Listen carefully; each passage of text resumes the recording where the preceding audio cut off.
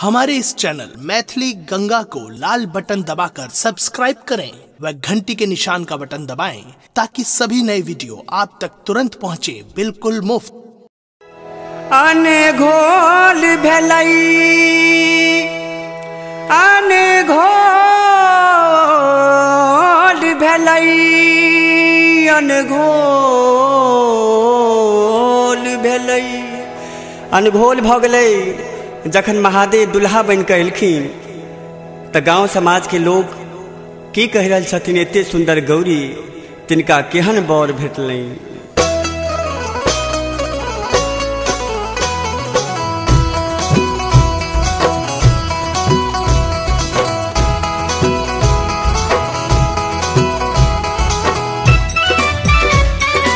अपने सुन रहल छी गंगा कैसेट की प्रस्तुति।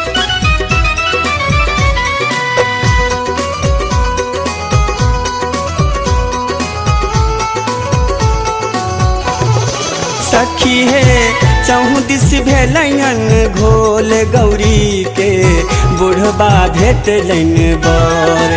सखी है चहुदिस भेलैन घोल गौरी के बुढ़बा भेटलैन बर। कोना करहती धिया सुकुमारी देखी देख कनथी मैना रानी। कोना करहती धिया सुकुमारी देखी देख कनथी मैना नयन सो झरी झरी झरैनो रे गौरी के बुढ़बा भेटलैन बर। सखी है चहुदिस भेलैन घोल गौरी के बुढ़बा भेटलैन बर।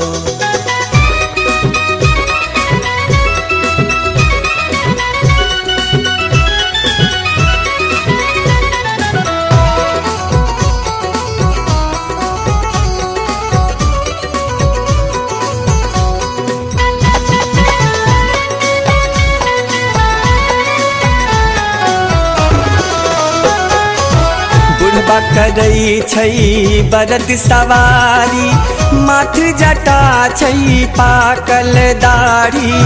बुढ़बा करई छै बरद सवारी माथ जटा छै पाकल दाढ़ी।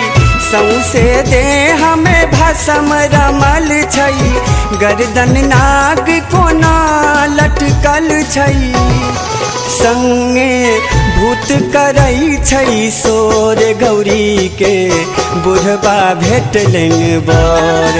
सखी हे चहुदिस भेलैन घोल गौरी के बुढ़बा भेटलैन बर।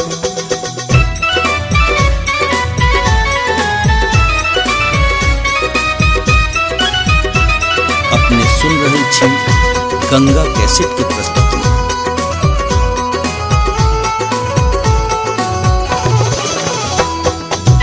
बद के घरो न कतौ घरारी कता जा रहती धिया सुकुमारी।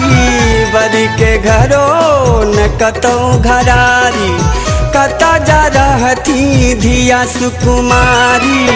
नारद ब्राह्मण घेट कटल कई घर बरे हने ताक अनल कई। गौरी के दुखक न कोनो छोर गौरी के बुढ़बा भेटलैन बर। सखी है चहुदिस भेलैन घोल गौरी के बुढ़बा भेटलैन बर।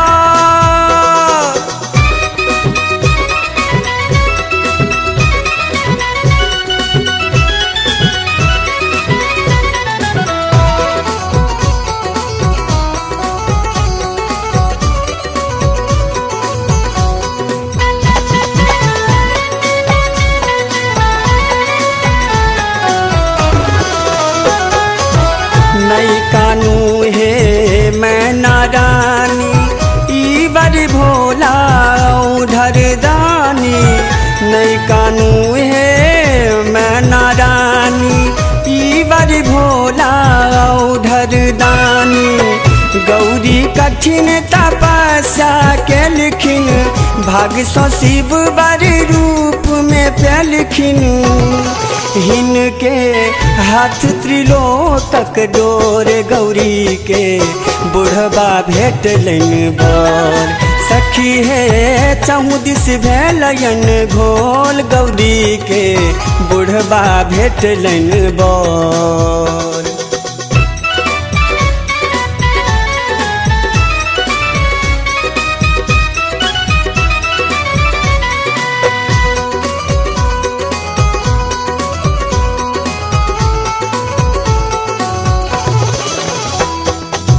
शशिधर शिव भोला भंडारी सोझाइन कर कुबेर भिखारी।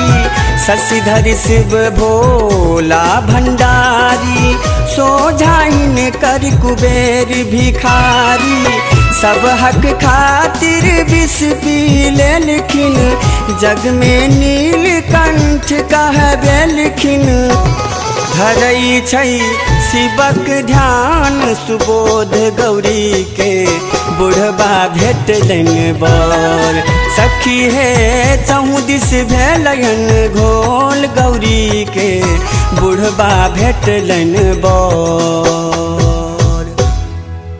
हमारे इस चैनल मैथिली गंगा को लाल बटन दबाकर सब्सक्राइब करें व घंटी के निशान का बटन दबाएं ताकि सभी नए वीडियो आप तक तुरंत पहुंचे बिल्कुल मुफ्त।